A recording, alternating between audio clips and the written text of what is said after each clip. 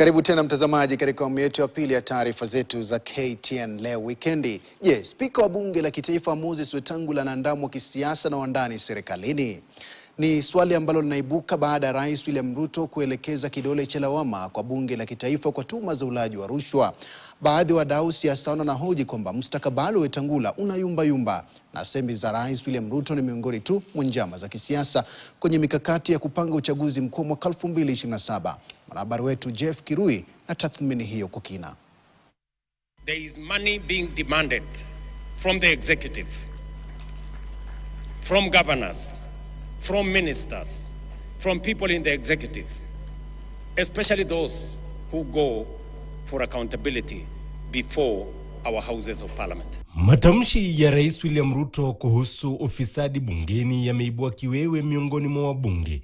Uongozi wa maspika Moses Wetangula na mwenzake wa Seneti Amason Kingi ukipigwa kurunzi. The wise say you give a dog a bad name and hang it. Hata hivyo, kwa wengine siasani, tuhuma za rais dhidi ya bunge, kando na kuona ukweli, zina chembe fulani za karata za siasa zinazomlenga spika wa bunge la taifa Moses Wetangula. Wandani wake wakihoji kuwa matamshi ya rais ni miongoni mwa njama za kuzima nyota yake kisiasa. The departure by His Excellency the President from being a consultative and a participatory leader into sustained attacks on Parliament is raising many questions. When the hyena wants to eat its children, it says they smell like goats. So we need to be alert. Tarehe 9 mwezi Machi mwaka 2018, rais wakati huo Uhuru Kenyatta na kinara wa chama cha ODM Raila Odinga walitia saini mkataba wa kisiasa almaarufu handshake. Wiki moja baadaye, Moses Wetangula akaangukiwa na shoka, akitimuliwa kama kinara wa walio wachache katika bunge la Seneti na nafasi yake kuchukuliwa na James Orengo, mwandani wa Raila Odinga. If anybody wants a divorce, it will be noisy, it will be messy, it will be unhelpful, and it will have casualties.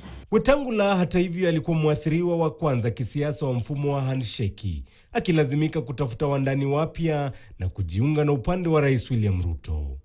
Kwenye uchaguzi mkuu wa mwaka 2022 alitoa nafasi ya useneta wa kaunti ya Bungoma, kisha baadaye kujiuzulu baada ya kuwafikiwa kwa spika wa bunge la taifa kulingana na mwafaka wa muungano wa Kenya Kwanza. Applause. Ujio wa Raila Odinga serikalini kupitia maafikiano kati yake na Rais William Ruto kupitia mpango wa broad-based kwa mara nyingine ukiumbisha mashua yake siasani. Raila amekuwa na msimamo kwamba Wetangula hapaswi kuendelea kuwa spika wa bunge la taifa, ikizingatiwa kuwa yeye bado ni kinara wa chama cha siasa cha Ford Kenya ambacho kina wanachama bungeni. You want to be a speaker, you must resign from being a leader of Ford Kenya. And then you can be a neutral speaker. You can be able to preside over the deliberations of parliament in a neutral way. Wadadisi wa masuala ya siasa wanahoji kuwa mwenye macho haambiwi tazama, wakimtahadharisha Wetangula kuhusu mustakabali wake siasani. There was some times ago when it was being said that after Gachagua goes, the next one is what? Yes. Because somebody in ODM was supposed to become speaker. And that somebody, I think, is qualified to be a speaker because he's a lawyer and all those kind of things. But most important, he's Raila's man. So it was supposed to be part of the deal. And I think Wetangula fought back at the time. And he was spared.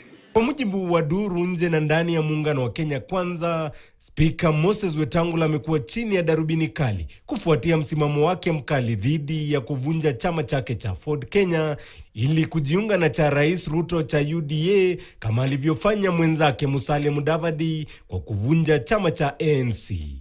Swala la kuwasetiri wandani wa Raila Odinga serikalini vilevile likiwa kizungumkuti na kitendawili kinachowakuna vichwa wahusika wa pande zote mbili chini ya mfumo wa broad-based. There are these tensions in there. And the need to accommodate Raila's wishes become part of the dissolutioning activities. And that's when the team that won 2022 looks confused and in disarray. And the president is trying to figure out how he can retain his job. What are they saying? Tutam. Tayari Spika Wetangula anajipata njia panda, wabunge wakimtaka atekeleze kanuni za bunge na kumuamuru rais afike mbele ya bunge kutoa ushahidi wake kuhusu madai kwamba wabunge wanakula hongo. Hatua ambayo kwa vyovyote vile itazua mkwaruzano. Akiafikia kuamuru rais afike mbele ya bunge, atakabiliwa na wandani wa muhimili wa urais. Na akichelea, atakabiliwa na wabunge ambao wana mamlaka ya kumngatua kwa msingi kwamba walimchagua. Both speakers of the House must be put on notice that they are working on a very dangerous path. And members are thinking otherwise.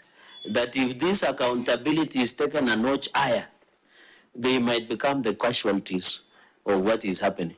And they will go before we go. Jeff Kirui, KTN.